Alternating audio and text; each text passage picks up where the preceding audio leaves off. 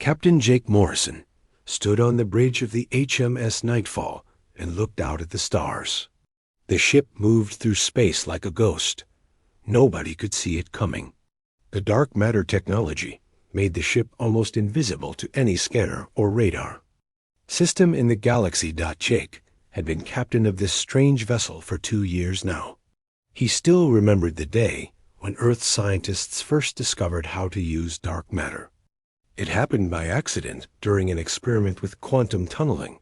Dr. Peter Walsh was trying to create a faster way to travel through space when he accidentally opened a door to another dimension. The dark matter was not just invisible mass floating in space. It was a bridge between different worlds and realities. When humans learned to control it, they could build ships that existed in both normal space and the dark matter dimension at the same time. This made the ships nearly impossible to detect or destroy. On the bridge, Dr. Lisa Barnes checked the readings on her computer screen. She was the chief scientist on the Nightfall and understood the dark matter technology better than anyone else. The numbers showed that their ship was working perfectly. They could phase in and out of normal space whenever they wanted. "Captain, we're getting some strange signals from the outer systems," said Lieutenant Grace Miller from her position at the communications station. "It sounds like there's a lot of chatter from alien ships." Jake walked over to look at the data. For the past few months, human ships had been exploring the galaxy using their new dark matter technology. They stayed hidden and just observed other species from a distance. Earth wanted to learn about the galaxy before making contact with aliens not far away from Jake's ship. On the planet Centaur Prime, something important was happening. The Galactic Space Council was meeting for an emergency session.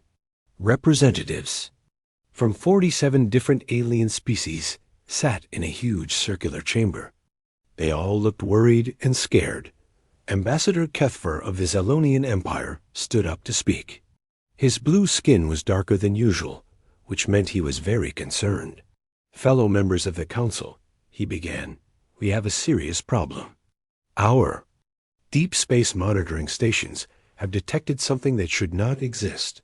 The other aliens listened carefully. Some had tentacles instead of arms. Others looked like giant insects or walking trees. But they all shared the same fear when Kethvar continued speaking. Ships that appeared to be made of empty space itself had been moving through our territory. They bend light around them and create distortions that make them nearly impossible to track. Our best scientists cannot explain how this technology works. A representative from the Krathari Dominion, a species that looked like walking lizards, stood up. "How do we know these are ships and not some natural phenomenon?" "Because they move with purpose," Kethvar replied. "They follow flight paths and seem to be studying our worlds. Someone or something is controlling them." The chamber filled with worried voices as the aliens talked among themselves. Many species in the galaxy had fought wars over technology and resources. The idea that a new species had developed something beyond their understanding was terrifying. General Voxtai of the Draconian Empire slammed his clawed hand on the table. "We must assume these are weapons of a hostile species.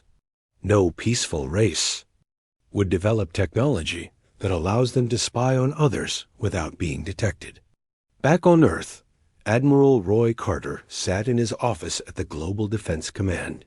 He was reading reports from all the human ships that were exploring the galaxy. The news was not good.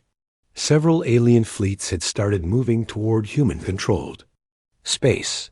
"Sir," said his assistant, "we're getting reports that some alien species are calling us a Class X threat. That's their highest level of danger classification." Roy rubbed his forehead. This was not what Earth had wanted. The dark matter ships were meant for exploration and defense, not for scaring other species. But the aliens did not know that. To them, humans looked like invisible invaders who could strike anywhere without warning. Dr. Peter Walsh entered the office carrying a tablet full of data. "Admiral, I've been analyzing the alien communications that our ships have intercepted. The Galactic Space Council thinks we're planning to attack. Them. Are they planning to attack us? Roy asked. It looks that way. They're mobilizing fleets from multiple species. Some of their ships are already heading toward our solar system. Roy stood up and walked to the window. He could see the moon in the distance, where humans had built their first dark matter shipyard. The technology that was supposed to help humanity explore the stars was about to start a war. On the nightfall, Captain Jake received an urgent message from Earth. The Galactic Space Council had declared humanity a threat to galactic peace. A massive alien fleet was coming to investigate and possibly destroy Earth's ability to build dark matter ships. How long do we have? Jake asked Dr. Barnes. Based on their ship speeds, maybe 2 weeks before they reach our solar system, she replied. Jake looked at his crew. They were all good people who had joined the space program to explore and learn. None of them wanted to fight a war with aliens. But it seemed like they might not have a choice. Send a message to all human ships. Jake ordered. Tell them to return to Earth immediately. We need to prepare for visitors. As the nightfall turned toward home, Jake wondered if humanity's first contact with aliens would end in peace or war. A dark matter technology that made them powerful also made them feared. Sometimes being too advanced was just as dangerous as being too primitive. The galaxy was about to learn that humans were not the monsters they imagined. But first, both sides would have to survive the misunderstanding that was about to bring them to the edge of war. Commander Alex Stone stood on the bridge of the HMS Shadowbane as it moved silently through the asteroid belt. His small fleet of 3 dark matter frigates had been sent to watch for alien ships approaching Earth. The other 2 ships in his group were the HMS Voidwalker and HMS Darkstar. Commander, I'm picking up energy signatures ahead, reported Lieutenant Grace Miller from her position at the sensor station. It looks like a large fleet coming from the direction of the Centauri system. Alex studied the readings on his screen. The alien fleet was huge. More than 200 ships from at least 12 different species. They moved in formation like they were preparing for battle. All ships maintain stealth mode, Alex ordered over the communication system. We're here to observe, not to fight. The 3 human ships used their dark matter engines to phase partially out of normal space. This made them nearly invisible to the alien scanners. They could watch the approaching fleet without being detected. On the HMS Voidwalker, Dr. Elena Hayes worked at her computer station. She was a xenobiologist who studied alien life forms. Her job was to analyze any communications from the alien fleet and try to understand their intentions. Commander Stone, she said over the radio, I'm intercepting their communications. They're talking about ghost ships and dimensional invaders.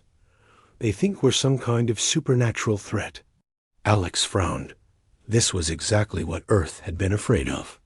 The aliens didn't understand dark matter technology, so they assumed it was something dangerous or evil. The alien fleet began to spread out as it entered the asteroid belt. The ships were impressive. Some looked like giant metal spears covered in weapon systems. Others were round and smooth like giant pearls. A few had organic curves that suggested they were grown rather than built. Sir, they're scanning everything, reported Lieutenant Miller. They're looking for us. Let them look, Alex replied. They won't find us unless we want them to. But Alex knew that staying hidden forever was not an option. Earth needed to make contact with these aliens eventually. The question was how to do it without starting a war. Admiral Vexner of the Kratheri Dominion stood on the bridge of his flagship, the Relentless Hunter. His lizard-like features were tense with concentration as he studied the sensor readings. His fleet had been searching the asteroid belt for hours, but they had found nothing. Admiral, said his communications officer, we're getting reports from the other fleet commanders. No one can find any trace of the ghost ships. Dexner's tail twitched with frustration. They're here. I can feel it. Keep scanning. The alien fleet continued its search, not knowing that 3 human ships were watching them from just a few kilometers away. The dark matter technology allowed the human vessels to exist in a space between dimensions, making them completely invisible to normal sensors. Commander Stone made a decision that would change everything. Grace, open a communications channel to the alien fleet. We need to try talking to them. Sir, are you sure? Asked Lieutenant Miller. Command ordered us to avoid contact. Sometimes you have to take a risk to prevent a war, Alex replied. Grace's fingers moved across her control panel. Channel open, sir. Alex took a deep breath and began to speak. This is Commander Alex Stone of the Earth Defense Force. We are peaceful explorers. We mean no harm to your people or your ships. The reaction from the alien fleet was immediate and violent. Red lights began flashing on every ship as they powered up their weapons. The larger vessels launched fighter craft, while the smaller ones formed defensive patterns. They're targeting our transmission source, Grace reported. They think we're hiding somewhere nearby. Admiral Vexner's eyes widened when he heard the human voice. They're trying to confuse us with their ghost technology. All ships fire at will. Saturate this entire area with weapons fire. The space around the human ships suddenly filled with energy beams, plasma bolts, and kinetic rounds. The aliens were firing at everything, hoping to hit something they couldn't. See, shields up, Alex ordered, though he knew the shields wouldn't be needed. The dark matter hulls of their ships existed partially outside normal space. The alien weapons passed right through them without causing any damage. On the HMS Darkstar, Captain Tony Garcia watched the weapons fire pass through his ship like it was made of air. This is incredible, he said to his crew. They're shooting at us with everything they have, and we're not even getting scratched. The alien fleet continued firing for several minutes before Admiral Vexner realized what was happening. His sensors showed that none of their weapons were hitting anything. Solid. The ghost ships were not just invisible, they were intangible. Cease fire, Vexner ordered. All ships cease fire immediately. The space around the human ships became quiet again. The aliens stopped shooting, but their weapons remained charged and ready. Commander Stone tried to communicate again. We are not your enemies. We only want to talk and learn about your civilizations. Please, let us explain our technology. But the aliens were now more afraid than ever. If the human ships could not be damaged by their weapons, what chance did they have in a fight? Admiral Vexner made a decision that would make the situation much worse. All ships fall back to the outer system, he ordered. We need to report this to the Galactic Space Council immediately. These beings possess technology that makes them invulnerable to our weapons. The alien fleet began to retreat, but they kept their weapons trained on the area where they thought the human ships were hiding. As they moved away, their communications filled with panicked reports about humanity's impossible defensive capabilities. Dr. Elena Hayes listened to the alien conversations and felt her heart sink. Commander, they're not just scared, they're terrified. They think we're planning to invade and conquer the galaxy. Alex realized that their attempt at peaceful contact had made things worse. The aliens had seen their weapons pass harmlessly through the human ships. Now they thought humanity was not just advanced, but completely unstoppable. All ships return to Earth immediately, Alex ordered. We need to warn Command about what just happened. As the 3 human ships turned toward home, Alex wondered if they had just started the war they were trying to prevent. The aliens would tell their leaders about ships that couldn't be destroyed. Earth would be seen as an even greater threat than before. The HM's Shadowbane, Voidwalker, and Darkstar raced back toward Earth, carrying news that would change everything. The Galactic Space Council would now mobilize not just for investigation, but for what they saw as a fight for survival. Them, Admiral Vexner's fleet sent urgent messages across the galaxy. The ghost ships were real, and they were invulnerable. Every species in the Galactic Space Council would soon know that humanity possessed technology that could make their entire military useless. The misunderstanding was growing bigger, and both sides were preparing for a conflict that neither really wanted. But sometimes fear is stronger than wisdom, and the galaxy was about to learn that lesson the hard way. Admiral Roy Carter stood in the command center of Luna Base and watched the biggest fleet in galactic history appear at the edge of the solar system. The alien ships came out of hyperspace like angry hornets, their engines glowing with different colors of light. There were more ships than anyone had ever seen in one place. How many? Roy asked his aide. Our computers stopped counting at 5,000, sir, came the reply. There might be more still jumping in. Roy looked at the massive display screen that showed the entire solar system. The alien fleet was so large that it looked like a new constellation had appeared near Pluto. Ships from dozens of different species had come together for one purpose: to stop humanity from spreading their dark matter technology. Captain Nina Brooks commanded the HMS Ghostmaker, the most advanced dark matter battleship that Earth had ever built. Her ship was much larger than the frigates that had made first contact with the aliens. It was designed to defend Earth from exactly this kind of threat. Captain, I'm reading massive energy signatures from the alien fleet, reported her science. Officer, they've brought dreadnoughts from the Altarian Federation, swarm fighters from the Insectoid Collective, and some ships I don't recognize.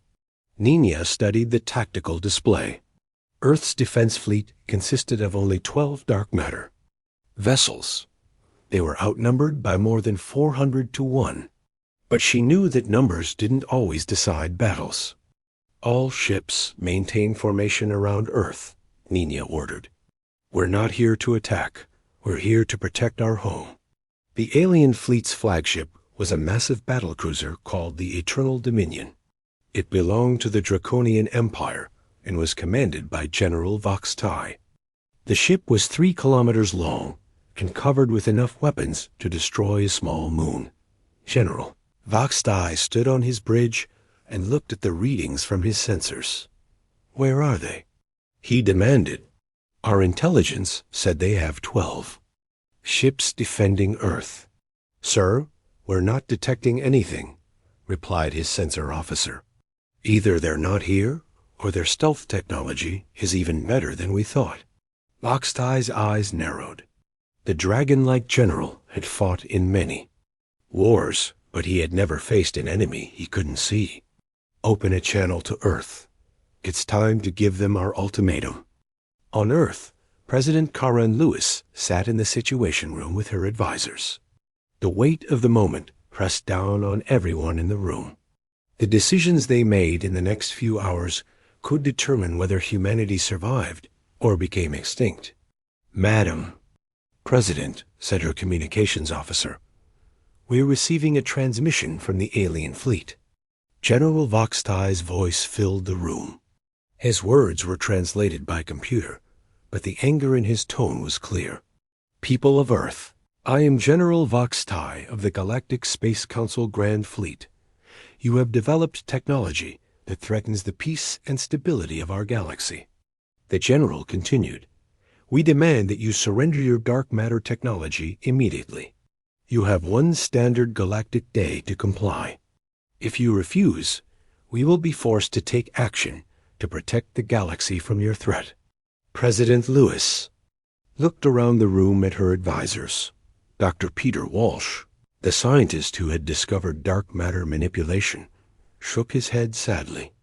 We can't give them the technology, even if we wanted to, he said. It requires a specific type of brain pattern that seems to exist only in humans. When other species tried to copy our early experiments, they created dimensional rifts that destroyed everything within 50 kilometers. So we literally can't surrender even if we want to? The president asked. That's correct. The technology is linked to human consciousness in ways we don't fully understand. Lieutenant Commander Sam Rivers piloted the HMS Phantom, a small dark matter fighter, on a reconnaissance mission around the alien fleet. His job was to gather intelligence about their capabilities and intentions. "Command, this is Phantom," he reported. "The aliens have deployed something new. It looks like a network of devices that are creating some kind of energy field around the entire solar system." Back at Luna Base, Admiral Carter studied the new readings. "They're quantum inhibitors," he realized. "They're trying to prevent us from escaping through hyperspace." The aliens had essentially trapped Earth in a technological cage. They wanted to make sure that if fighting started, the humans couldn't run away and spread their dark matter technology to other parts of the galaxy. Captain Brooks received new orders from Earth Command. "All ships, we are to demonstrate our capabilities without causing harm to the alien fleet. We need to show them that we're not helpless, but we also need to show them that we're not aggressive." The HM's Ghostmaker began to move toward the alien fleet. Its dark matter engines allowed it to phase in and out of normal space, making it appear and disappear like a ghost. The alien sensors went crazy as they tried to track something that existed in multiple dimensions at once. "Sir, one of their ships is approaching," reported the sensor officer on the Eternal Dominion. It's appearing and disappearing. Our targeting computers can't lock onto it." General Vox Dye watched the tactical display with growing concern. The human ship moved through space in ways that defied physics. It would be visible for a few seconds, then vanish completely, only to reappear somewhere else. "All ships, prepare for combat," Vox Dye ordered. "They're trying to intimidate us with their ghost technology." The alien fleet began to power up their weapons. Thousands of ships charged their energy cannons and missile systems. The space around Earth began to glow with the light of prepared weapons. On Earth, people looked up at the sky and saw flashes of light that looked like new stars. They didn't know that those lights were the weapons of an alien fleet that was preparing to destroy their world. Dr. Elena Hayes, now aboard the HMS Nightfall, monitored the alien communications. "Captain Morrison, they're really going to attack. I can hear the fear in their voices. They think we're going to destroy their entire civilization." Captain Jake Morrison, who had been promoted to fleet commander, made a decision that would change everything. "All ships, prepare for combat maneuvers. We're going to show them what our ships can do, but we're not going to hurt anyone." The 12 human ships began to move in formation toward the alien fleet. They phased in and out of normal space, creating a display of technology that the aliens had never seen before. The dark matter vessels moved like ghosts through the void, appearing and disappearing at will. General Vox Dye watched the human ships approach and felt something he had never experienced before: complete helplessness. His fleet had enough firepower to destroy planets, but these ghost ships made all of that power useless. "Sir, what are your orders?" asked his second-in-command. Vox Dye looked at the tactical display one more time. The human ships were now close, enough to attack his fleet, but they hadn't fired a single shot. They were just watching, waiting. "Signal the fleet," he said finally. "If they make any aggressive move, we attack with everything we have." The two fleets faced each other in the darkness of space. One side had overwhelming numbers and conventional weapons. The other side had 12 ships that could barely be seen, but seemed to be invincible. Neither side wanted to start a war, but both sides were afraid of what would happen if they showed weakness. The next few hours would determine whether humanity joined the galactic community or became its greatest enemy. In the silence between the stars, two civilizations prepared for a battle that neither understood and both feared to lose. Captain Nina Brooks stood on the bridge of the HM's Ghostmaker and received the order that would change galactic history. Admiral Carter's voice came through the communication system with clear instructions. Captain Brooks, you are authorized to demonstrate our capabilities. Show them what we can do, but do not harm anyone. We need to end this standoff before it becomes a war. Nina looked at her crew. They were all young and brave, but none of them had ever been in a real space battle. Dr. Webb, prepare the dark matter cascade system. We're going to show the aliens something they'll never forget. Dr. Marcus Webb, the chief engineer, worked quickly at his control panel. The dark matter cascade system was the most advanced technology on the ship. It could manipulate gravity and space-time itself on a massive scale. System ready, Captain, Webb reported. We can create a localized gravitational field that will move objects without damaging them. Nina nodded and turned to her navigation officer. Take us directly toward their flagship. Full phase mode. I want to pass right through them. The HMS Ghostmaker began to move toward the alien fleet. Its dark matter engines allowed it to exist partially in normal space and partially in another dimension. To the aliens, it looked like a ship made of shadows and starlight. On the bridge of the Eternal Dominion, General Voxtai watched the human ship approach. They're coming straight at us, he said. All weapons, target that ship. Sir, our targeting. Computers can't lock onto it, replied the weapons officer. It keeps phasing in and out of our sensors. Then fire anyway. Fill the space around it with everything we have. The alien flagship began shooting at the HMS Ghostmaker. Energy beams and plasma bolts filled the space around the human ship, but every shot passed right through it like it was made of air. Nia watched the weapons fire pass through her ship without causing any damage. Steady as she goes, she told her pilot. Take us right through their biggest ship. The HM's Ghostmaker flew directly toward the Eternal Dominion. The alien crew watched in terror as the human vessel approached their hull. They braced for impact, but instead of crashing, the dark matter ship passed through their battlecruiser like a ghost. Report, General Voxtai shouted. Are we damaged? No, sir, came the reply. They passed right through us. No damage at all. The General's hands shook as he realized what had happened. The human ship had demonstrated that it could go anywhere and do anything without being stopped. If they wanted to destroy his fleet, they could phase inside every ship and detonate bombs. There would be no defense. Captain Brooks had the HMS Ghostmaker emerge on the other side of the alien fleet. Dr. Webb, activate the cascade system. Let's give them a message they can understand. The dark matter cascade system created a controlled gravitational field that reached out into the nearby asteroid belt. Slowly and carefully, the system began to move the asteroids into a specific pattern. It took almost an hour, but when it was finished, the asteroids spelled out the word peace in multiple galactic languages. The alien fleet watched in amazement as an entire asteroid field was rearranged by invisible forces. The demonstration showed that the humans could manipulate matter on a massive scale, but they had used that power to write a message of peace instead of attacking.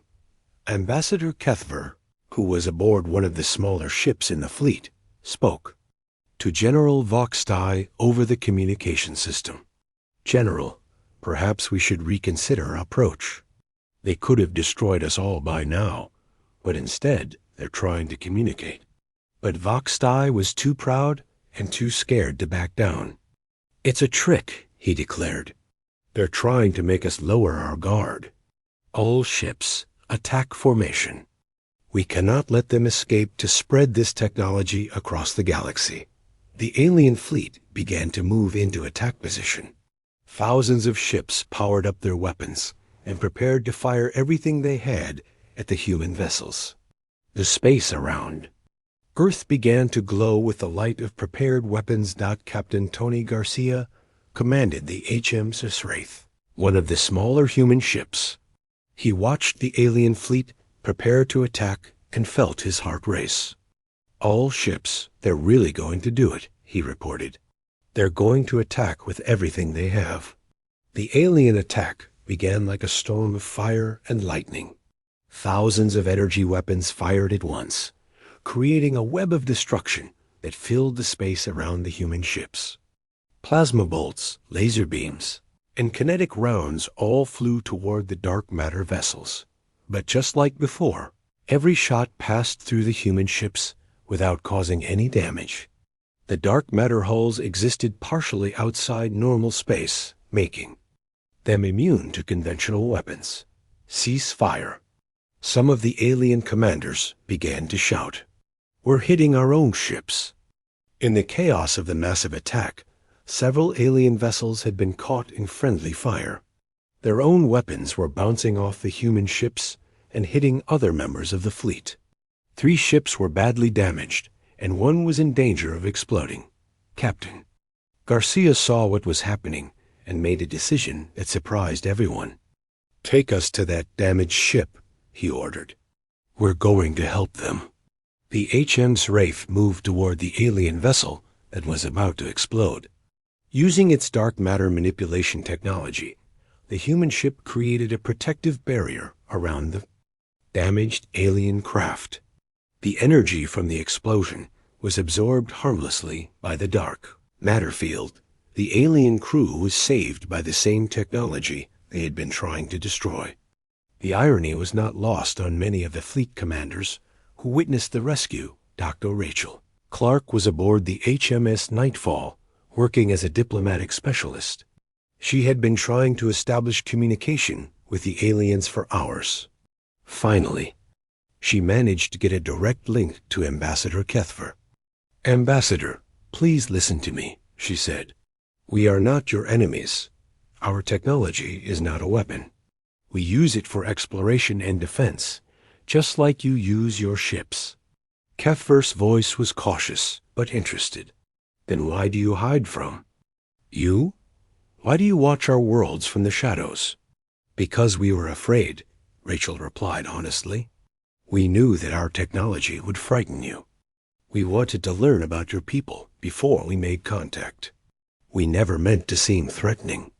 The conversation between Rachel and Kethver was broadcast to the entire alien fleet. For the first time, many of the alien commanders began to hear humanity's side of the story. "If you truly want peace," Kethver said, "then share your technology with us. Prove that you trust us." Rachel's heart sank. "Ambassador, we would if we could. But our technology requires human brain patterns to work safely. When other species tried to copy our early experiments, it created disasters that destroyed everything for kilometers around." "So you're saying we can never have this technology?" "Not exactly. We're saying that we need to work together to understand it. Maybe we can find a way to adapt it for other species, or maybe we can find ways to use it that benefit everyone." The alien fleet had stopped shooting, but they still surrounded the human ships. General Voxtai was having heated arguments with other commanders about what to do next.